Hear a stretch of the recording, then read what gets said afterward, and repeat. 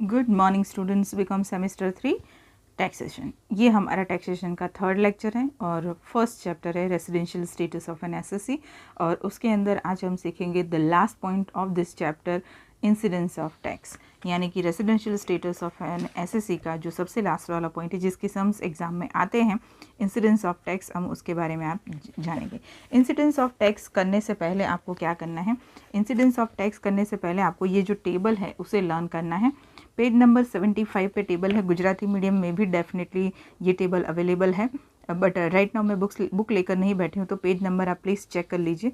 But ये residential status of SSC में incidence of tax में ये टेबल है जिसके अंदर आपको उसकी इनकम, यानी कि किसी भी इंडिविजुअल की इनकम टैक्सेबल है या नहीं, वो उसके रेसिडेंशियल स्टेटस और दी टाइप्स ऑफ इनकम पे डिपेंड करती है। फॉर एन एग्जांपल, अब मैं इसमें जो इतने ही पॉइंट्स है, 5 पॉइंट्स है, मैं वो आपको पढ़ के एक्सप्लेन कर देती हूँ and then we will do a sum, right. सबसे पहला पॉइंट है, अच्छा पहले 3 टेबल आपको एग्जाम्स में जो सम्स आएंगे और जो अभी मैं आपको बुक में से सम कराऊंगी उसमें भी इस तरह से आपको टेबल बनाना पड़ेगा। इनकम आपके क्वेश्चन पे डिपेंड करेगी, राइट। पर ये जो 3 कॉलम आपको दिख रही है, resident and ordinary resident, not ordinary resident and non resident, यानी कि resident and ordinary resident, resident है पर ऑर्डिनरी रेसिडेंट नहीं है, and the last one is non resident. ये 3 कॉलम बना देनी है और उसमें यहाँ पर जो यस यस यस या यस नो लिखा है वहाँ पर हमें अमाउंट लिखनी है। कैसे? देखिए, द नंबर 1, इनकम रिसीव्ड और deemed to be received in India whether earn in India और एल्सवेयर, यानी कि इनकम रिसीव्ड और deemed to be receive, India में या इंडिया में मिलने वाली है उस बेस पर, चाहे वो इनकम इंडिया में कमाई हो या कहीं और कमाई हो। यानी पैसा आपने इंडिया में कमाया हो या कहीं और कमाया, उससे मैटर नहीं करता, लेकिन जो इनकम है वो आपने इंडिया में रिसीव करी है या फिर करने वाले हैं, तो यहाँ पर वो पैसा हर एक में आएगा, टैक्सेबल गिनाएगा, because you are receiving the money in India, right. यानी कि आपका सोर्स जो है पैसों का वो चाहे कहीं भी हो, लेकिन जो पैसा आपने लिया है, उठाया है, वो इंडिया में उठाया है। तो this is the first case.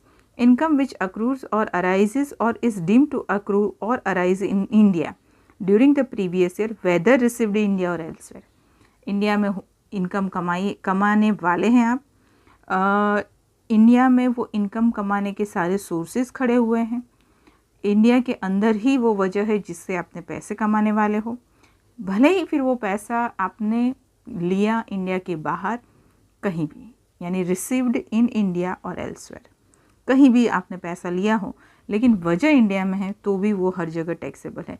तो यानी सिर्फ ये 2 ही पॉइंट ऐसे जहाँ पर तीनों केस में आपका पैसा टैक्सेबल है। पहला कि इंडिया में पैसे लिए हैं हमने, रिसीव्ड इन इंडिया, कहीं भी उसकी सोर्स हो, वजह हो, कोई भी हो, but you have received that money in India. और दूसरा, इंडिया से बाहर, इंडिया में या इंडिया से बाहर कहीं भी आपने पैसा उसका लिया हो, लेकिन वजह, रीज़न, सोर्स इंडिया में होना चाहिए, राइट। यानी कि अगर आप इंडिया में कोई थिएटर में आर्टिस्ट है, आप कोई प्ले कर रहे हैं और उसमें आप एक सिंपल से एक्टर हैं, ठीक है, आपके थिएटर के जो प्ले हैं वो इंडिया में बने हैं, प्रोड्यूसर, डायरेक्टर सब इंडिया के हैं, इंडिया के अंदर रिलीज़ होती है, इंडिया के बाहर रिलीज़ होती है, सब कुछ, लेकिन जैसे ही आपको उसकी फ़ीस मिलनी होती है तो आप इंडिया के बाहर हैं तो आपको वो पैसा इंडिया के बाहर मिलता है। तो इसका मतलब ये नहीं कि वो पैसा टैक्सेबल नहीं, वो पैसा टैक्सेबल ही है, because the reason the behind that money accrued in India, source India के अंदर है, पैसा कहीं भी मिला हो। दूसरा, आप इंडिया के बाहर का आपने प्ले करा है, आप इंडिया के बाहर काम करते हैं, जो भी है, लेकिन जब आप इंडिया में आते हैं और पैसा आपको इंडिया के अंदर मिलता है, that income is also taxable in every case. तो ये 2 समझ में आए। चलिए, इनकम विच अक्रूज और arise outside India and received outside India from a business control from India, India के बाहर ही इनकम खड़ी हुई, इंडिया के बाहर ही आपको मिली, लेकिन जो बिजनेस है वो इंडिया से कंट्रोल हो रहा है। आपका कोई फार्मास्यूटिकल कंपनी है, इंडिया में उसकी हेड ऑफिस है और उसकी एक ब्रांच आपने कनाडा में खोली है, तो वो सारा जो बिज़नेस हो इंडिया से कंट्रोल होता है, because HO head office India में है। तो भले ही फिर पैसा वहाँ आपने वहाँ कनाडा में वो कंपनी की जो ब्रांच है उसकी वजह से आपने वहाँ पे वो दवाइयाँ बेची या इंजेक्शन बेचे, जो भी बेचा इन कनाडा में ही बेचा, कैनेडियन पीपल ने ही खरीदा और आपको पैसे मिले। सो आप ये बोल सकते हैं कि मैम रीज़न वहाँ पर है, पैसा भी वहाँ पर मिला, ब्रांच वहाँ पर है, लेकिन उस ब्रांच को कंट्रोल इंडिया में से होता है। एक लास्ट नॉट रेसिडेंट में नहीं आएगा, बाकी दोनों में टैक्सेबल आएगा। क्यों नॉट रेसिडेंट में वो पैसा टैक्सेबल नहीं है? क्योंकि उसकी वजह और पैसा दोनों ही इंडिया के बाहर है, ठीक है। Income which accrues or arise outside India and received outside India in the previous year from any other source. Income खड़ी इंडिया के बाहर हुई, इंडिया के बाहर ही आपको पैसा मिला, फ्रॉम एनी अदर सोर्सेज, कोई भी source, not necessary that source is in India, कोई भी सोर्स। पहले में टैक्सेबल होगा because it is ordinary resident, दूसरे दोनों में नॉट टैक्सेबल होगा क्योंकि ये सिर्फ रेसिडेंट है, ऑर्डिनरी रेसिडेंट नहीं है, और ये नॉट रेसिडेंट है। And the last one, income which accrues और अराइज आउटसाइड इंडिया। अब इनकम इंडिया के बाहर खड़ी हुई, रिसीव्ड आउटसाइड इंडिया, मिली भी इंडिया के बाहर, and remitted India during the previous year में ये पैसा खड़ा हुआ, प्रीवियस ईयर में ही आपको वो पैसा मिला, और सब कुछ आपका पूरा ट्रांजेक्शन प्रीवियस ईयर में, and remitted India during the previous, और प्रीवियस ईयर में ही आपने इंडिया में पैसा ले भी आए तो टैक्सेबल होगा, प्रीवियस ईयर में टैक्सेबल होगा, इस साल थोड़ी होगा। नो नो नो, समझ में आया? प्रीवियस ईयर में इनकम खड़ी हुई, प्रीवियस ईयर में आपको मिली, प्रीवियस ईयर में ही आप वो पैसा इंडिया में भी ले आए तो प्रीवियस ईयर में टैक्सेबल होगा, करंट असेसमेंट ईयर में थोड़ी टैक्सेबल होगा। तो रिमेंबर स्टूडेंट्स, 5 मुद्दे हैं, 5 पॉइंट हैं, पहले 2 सब में टैक्सेबल होगा, और पहले 2 में एक चीज़ याद रखें, वजह इंडिया में हो या तो फिर पैसा इंडिया में लिया हो। तीसरे में क्या होता है, बिजनेस है लेकिन कंट्रोल इंडिया में नहीं हो रहा है, सॉरी कंट्रोल इंडिया से हो रहा है, बाकी सब कुछ बाहर है, यानी कि आपका पैसा मिलना, पैसा खड़ा होना सब कुछ इंडिया के बाहर है, लेकिन वो जो बिज़नेस है ना वो इंडिया से कंट्रोल है। तो पहले 2 में टैक्सेबल होगा, और जो तीसरा है उसमें नॉन टैक्सेबल होगा क्योंकि वो नॉट रेसिडेंट है। फोर्थ वन है कि इंडिया के बाहरी इनकम खड़ी हुई, बाहरी इनकम आपको मिली, लेकिन वो सोर्स कोई भी हो सकता है, इंडिया में हो ना हो, कोई भी सोर्स, बिजनेस कहीं का भी हो सकता है। अफ्रीका का बिजनेस है, पैसा कनाडा में मिला है, राइट, और कनाडा में ही बिजनेस था, व्हाटएवर। सो सोर्स इंडिया में है नहीं है उससे कोई फ़र्क नहीं पड़ता, तो ये सिर्फ पहले में ही टैक्सेबल रहेगी, बाकी 2 में नहीं। And the last one, previous year is most important in the last case, आपके पिछले साल में ही सब कुछ हो गया है तो इस साल में करने की क्या ज़रूरत है, सिंपल, राइट। चलिए एक सम करते हैं, बहुत आसान है, इसको थोड़ा बेसिक जैसे मैंने अभी एक्सप्लेन किया उसे ध्यान से सुनिए, स्किप कर करके वीडियो नहीं देखते, थ्योरी भी सुनते हैं ताकि आपको समझ में आए कि ये जो करा हुआ है इसके पीछे का रीज़न क्या है। whenever you understand the reason ना, you will remember the point। चलिए 7 नंबर का क्वेश्चन है, थोड़ा सा रेडी करके रखा हुआ है मैंने, मैं पढ़ती हूँ और लिखती जाती हूँ। Following are the income details of mister X for the previous year 21-22। ये सारी इनकम है, कितनी? 7। अब क्या करना है, compute total income of mister x in the following circumstances, resident and ordinary resident, resident but not ordinary resident, and not resident. तीनों case में इसकी टैक्सेबल इनकम हमें कैलकुलेट करनी है। गुजरात यूनिवर्सिटी का सम है, कौन से ईयर का लिखा नहीं है बट मॉडिफाइड किया हुआ सम है। चलिए समझने के लिए काफ़ी अच्छा है, मैं पहली इनकम पढ़ती हूँ। The first income is business income earn in India, मतलब बिजनेस इनकम है और कमाई इंडिया में है। पहला 2 याद रखने का, कमाया हुआ इंडिया में या रिसीव किया हुआ इंडिया में, सबको टैक्सेबल। तो number 1 business income received in India, earn in India, income और business income earn in India, short form में मैं लिख रही हूँ, आप मत लिखिए, आपको पूरा लिखना है। The amount is 13,10,000, so 13,10,000 in each and every case। चलिए next, the next one is pension received in Dubai from a former Indian employer. Pension Dubai में मिली, इंडिया के बाहर, लेकिन मिली किस वजह से? फॉर्मर इंडियन एम्प्लॉयर, यानी कि सोर्स आपका इंडियन है, इंडिया का एम्प्लॉयर है, इंडिया की कंपनी है, इंडिया का मालिक है जिसने आपको दुबई में pension the. 6,40,000 will be taxable in each and every case. 6,40,000 ये इसलिए ज़रूरी है कि जब आप कभी किसी के मुंह से ये सुनते हैं कि भैया हम तो इंडिया की सिटीजनशिप नहीं रखते हैं, नागरिकता नहीं रखते हैं, हम किसी और कंट्री की रखते हैं और फिर भी हम इंडिया में सारा टैक्स पे करते हैं, so we are so kind people. No, it's not like you are a very kind people, but you have to pay tax because आप इंडिया की वजह से पैसा कमा रहे हो, ये इंडिया के लॉज हैं, इंडिया का टैक्सेशन पॉलिसी, इसलिए बार बार मैं अपनी कंट्री का ही एग्जांपल देती हूँ। इंडिया के अंदर आपने बिजनेस किया, इंडिया के अंदर आपने प्ले किया, इंडिया के अंदर आपका रीज़न है कमाने का, तो फिर आपकी सिटीजन कहीं की भी हो, but because in Indian source you have to pay tax, ये कंपलसरी है। आप कोई भी किसी के ऊपर भी किसी भी तरह का कोई एहसान नहीं कह रहे हैं, राइट। चलिए, सेकेंड वन इज पेंशन, सीधा सेम इतना ही लिख देती हूँ, that pension from Indian employer.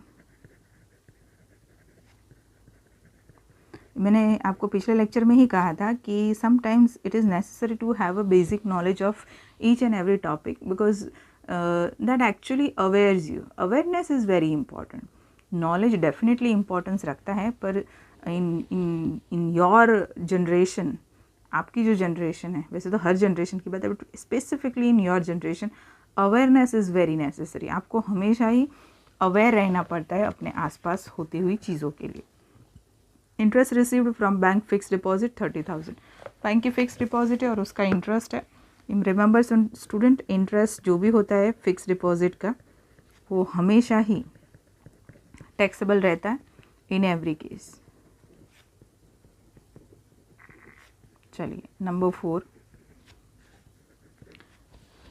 Income earn from agricultural land situated in Nepal. Income earn from agricultural land situated इन नेपाल। ये इनकम अगर इंडियन लैंड की होती तो exempted from each and every case. India में आज की तारीख में भी एग्रीकल्चर इनकम टैक्सेबल नहीं है, पर ये एग्रीकल्चरल लैंड है और वो कहाँ पर है, नेपाल में है, इसलिए रेसिडेंट एंड ऑर्डिनरी रेसिडेंट के लिए टैक्सेबल होगी, बाकी सब के लिए नहीं। तो एग्रीकल्चरल लैंड इन नेपाल, ये याद रखना, नेपाल की है इसलिए, एंड द अमाउंट इज़ 40,000, बाकी दोनों में ही not taxable. Number 5, income from agricultural land situated in India, देखो आया इंडिया में 50,000, not taxable. Agricultural land in India, Bharat में खेती के ऊपर टैक्स एग्जेम्प्टेड है। चलिए, number 6, dividend received outside India from shares of foreign company. Foreign company के शेयर्स हैं, डिविडेंड मिला है आउटसाइड इंडिया, मतलब ये डिविडेंड जो मिला है वो फॉरेन की कंपनी है, मिला भी बाहर से है, यानी कि ये वो जो चीज़ है उसमें इंडिया के अंदर ना एम्प्लॉयर है, ना सोर्स है, नथिंग, इसीलिए सिर्फ रेसिडेंट एंड ऑर्डिनरी रेसिडेंट में ही टैक्सेबल होगा, and that is 60,000 dividend received, क्योंकि डिविडेंड की इनकम है इसलिए। Number 7, and the last one is gift from brother residing in America, यानी कि गिफ्ट रिसीव्ड है, हमको मिली है अमेरिका में रहते हुए भाई से, तो वो अमेरिका में रहता हुआ भाई डेफिनेटली नॉट रेसिडेंट है, गिफ्ट है, कोई इनकम नहीं है, and that is why this gift is totally not taxable. कोई भी एंगल में वो टैक्सेबल नहीं हुआ, तो तीनों केस में इट इज़ नॉन टैक्सेबल। अब हम तीनों का टोटल करते हैं, so resident and ordinary resident, resident and not resident 20,80,000 the first case, second 19,80,000 और तीसरे का भी 19,80,000, and this is your answer. Taxable income कितनी, तो भैया ऑर्डिनरी रेसिडेंट की 20,80,000, दिस बोथ विल बी 19,80,000, तो this is called incidence of tax. ये मैंने आपको एक सम करवाया। अब अगर थोड़ा सा टाइम और आप निकालें तो हम एक सम और कर लेते हैं, एंड वो हम करेंगे सम नंबर 9। हाँ, ये अच्छा है, यही कर लेते हैं, थोड़ा सा अच्छा खासा पॉइंट के साथ है। चलो फटाफट। Shri Bradman, a non resident, furnish the following particular of his income earn during the previous year relevant to assessment year 22-23। इस तरह से ही कॉलम बनानी है, मैंने बना दी है। पर्टिकुलर नंबर 1 पढ़ती जाती हूँ और लिखते जाते हैं। Interest on Japan development board 1/3 is received in India. पहले तो इंडिया में मिला है ना, तो वो 1/3 रिसीव्ड इन इंडिया है, तो वो तो तीनों में टैक्सेबल होगा। तो मैं यहाँ पे लिख देती हूँ इंटरेस्ट ऑन जापान। देखिए, interest on Japan development board 2,70,000 1/3 करना है, क्योंकि 1/3 जो है वो इंडिया में मिला है, यानी 90,000 will be taxable in all 3 cases. जो पैसा इंडिया में मिला है वो टैक्सेबल ही होगा, सो 90,000, राइट। दूसरा केस उन्होंने डायरेक्टली नहीं पर इनडायरेक्टली 1/3 अगर इंडिया में रिसीव्ड हुआ है, इसका मतलब 2/3 इंडिया के बाहर रिसीव हुआ, and this is called common sense. ये पॉइंट डिटेल नहीं देंगे, सिर्फ इतना ही दिया हुआ। तो 2,70,000 का 1/3 90,000 बिकॉज इंडिया में मिला है, 2,70,000 का 2/3 इंडिया के बाहर मिला है। और जापान डेवलपमेंट बॉन्ड है, राइट, तो यहाँ पर इंडिया के बाहर मिला हुआ है, so it is only taxable over here 1,80,000। Remember students, this 1,80,000 is taxable only in this case. बाकी जापान के बॉन्ड है, जापान इंडिया के बाहर मिले हैं, तो इन दोनों केस में टैक्सेबल नहीं होंगे। चलिए third number, income from agriculture in Bangladesh received there but later on remitted in India. Bangladesh की इनकम है, एग्रीकल्चरल इनकम है, रिसीव जो हुई वो भी इंडिया के बाहर हुई, पर बाद में आप इंडिया में लेकर आए हैं, इसलिए 93,000 only in case of resident, just like that. आगे हमने एग्रीकल्चर लैंड का किया, नेपाल का एग्रीकल्चर लैंड आउटसाइड इंडिया, सब कुछ इंडिया के बाहर, तो सिर्फ नॉट ऑर्डिनरी रेसिडेंट में ही टैक्सेबल होगा, बाकी में नहीं। तो मैं यहाँ पे लिख देती हूँ एग्रीकल्चर इनकम फ्रॉम बांग्लादेश। चलिए next number 4, income from property in London received outside India. Property London की है, इनकम भी हमें बाहर ही मिली है, तो ओनली टैक्सेबल ओवर हियर। दोनों में से कोई भी सोर्स इंडिया में नहीं है, सो प्रॉपर्टी इन लंदन। इसके सम आप जैसे करेंगे ना, ज़्यादा सम्स करेंगे तो फिर आपको याद रखने की भी ज़रूरत नहीं, आपको ऐसे ही आप करते ही जाएंगे अपने हिसाब से। चलिए next is income from business in Germany और जनवरी। Income earn from business in Germany which is control from Delhi. वाह वाह, जर्मनी का बिजनेस है पर कंट्रोल इंडिया के अंदर होता है। 65,000, उसमें से 25,000 इज रिसीव्ड इन इंडिया, उसमें से 25,000 तो इंडिया में ही मिलता है, यानी 25,000 की जो अमाउंट है जो इंडिया के अंदर मिलती है, नॉट रेसिडेंट में भी टैक्सेबल होगी। इंडिया में मिलती है ना इसलिए। बाकी बिजनेस कहाँ का है, जर्मनी का है, कंट्रोल फ्रॉम दिल्ली 65,000 दोनों ही केस में टैक्सेबल होगा, पूरी अमाउंट। इन शॉर्ट ये जो 65,000 है दिस इज टोटल अमाउंट, ये भी जर्मनी में है पर इंडिया में कंट्रोल होता है, इसलिए रेसिडेंट, ऑर्डिनरी रेसिडेंट और रेसिडेंट में टैक्सेबल होगा, लेकिन नॉट रेसिडेंट में नहीं होता है क्योंकि जर्मनी का है। पर ये 25,000 जो इंडिया में मिले हैं वो टैक्सेबल होगा। तो यहाँ पर हम लिखते हैं कि income from business in Germany, business in Germany. चलिए हो गया। Number 6, interest on FD paid by an Indian company but received outside India. FD का इंटरेस्ट है, इंडियन कंपनी है, सब में टैक्सेबल। इंटरेस्ट ऑन एफडी भले ही बाहर मिला हो, पैसा यहाँ नहीं मिला है आउटसाइड इंडिया, पर इंडियन कंपनी है, तीनों में टैक्सेबल। हो गया, आगे बढ़ते हैं। Number 7, ideally it should be 6, पर हमने क्या इसका 2 पॉइंट कर दिए ना। Profit from a business in Ahmedabad and manage from outside India. Ahmedabad का बिजनेस है, बात ख़त्म। Profit from business in Ahmedabad, manage from outside India से आप भले ही मैनेज करो, पर बिजनेस कहाँ पे, अहमदाबाद में। रीज़न सब कहाँ पर, अहमदाबाद में। वजह क्या है, अहमदाबाद में है, इट मीन्स इन इंडिया। तो यहाँ पर 3,27,000 will be taxable in each case, क्योंकि आपका बिजनेस यहाँ पर है इंडिया में और इंडिया के अंदर चल रहा है और इंडिया के अंदर कमाने की वजह है आपके लिए, इसलिए profit from business in Ahmedabad. Done. तो ये हो गए हमारे सारे इनकम का क्लासिफिकेशन। अब हमको टोटल करके डिसाइड करना है कि भैया इनकम किसकी कितनी टैक्सेबल है। तो जो फर्स्ट केस है दैट इज़ ऑर्डिनरी रेसिडेंट, इतना बड़ा नहीं लिखना और आपको सिर्फ ऑर्डिनरी रेसिडेंट लिखना हो तो भी चले। So in case of ordinary resident your total will be 13,45,000। In case of not resident and not ordinary resident, here your total will be 5,22,000, right? So not ordinary resident का 5,22,000 और last में not resident है उसका आएगा 4,82,000. So here this is your total of the three status of an assessee, this is your taxable income. ये मैंने classification किया इस तरह से विथ एक्सप्लेनेशन। दो सम कराने के बाद आई थिंक सो कि आप बाकी कर लेंगे। प्रैक्टिस जैसी जितनी करेंगे ना इस सम्स की, उतना आपके लिए आसान हो जाएगा। तो यहाँ पे बच्चों हमारा residential status of an assessee ख़त्म होता है। आई नो आप बोलते हैं कि मैम दूसरे चैप्टर भी कराओ, जल्दी जल्दी कराओ, मैं ट्राई करती हूँ, है ना। तो ये चैप्टर ख़त्म हुआ। We will start another chapter from the next lecture and I don't know कि कौन सा चैप्टर शुरू करूँ। चलो मुझे एडवाइस करो कि मैम ये वाला शुरू करो, है ना। चलिए मिलते हैं नेक्स्ट वीडियो में। Till then bye students.